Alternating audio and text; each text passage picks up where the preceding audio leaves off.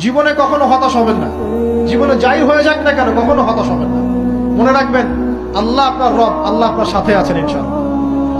এই সমাজ আপনাকে যেভাবে শেখায়, কিভাবে শেখায়, এই যে স্কুল, কলেজ, ইউনিভার্সিটি, চাকরি, বিয়ে, সন্তান প্রতিপালন, আর তারপর ইন্না লিল্লাহি ওয়া ইন্না ইলাইহি রাজিউন, এই তো শেখায় নাকি?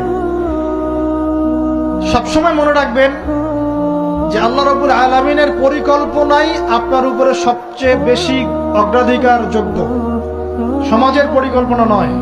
পরিবার আপনাকে চাপ দিচ্ছে, চাকরি পাস না, পড়াশোনা করিস না, হ্যাঁ পড়াশোনায় কেন তুই 80 নম্বর পাইলি না, কেন চান্স পেলি না, কবে চাকরি পাবি, কবে আমাদেরকে দেখবি, খাওয়াবি, পড়াবি, এই যে চাপগুলো চারপাশ থেকে আসে কিনা, এতে করে অনেক যুবক দেখা যায় মাদকাসক্ত হয়, অনেকে দেখা যায় আত্মহত্যা করছে, ইদানিং করছে কিনা ভাই?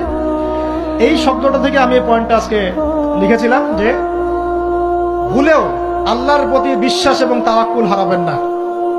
সমাজ যেভাবে শেখায়, সমাজ চারপাশে যে চাপ আপনাকে দিচ্ছে, এই চাপে নিজে গা ভাসিয়ে দিবেন না।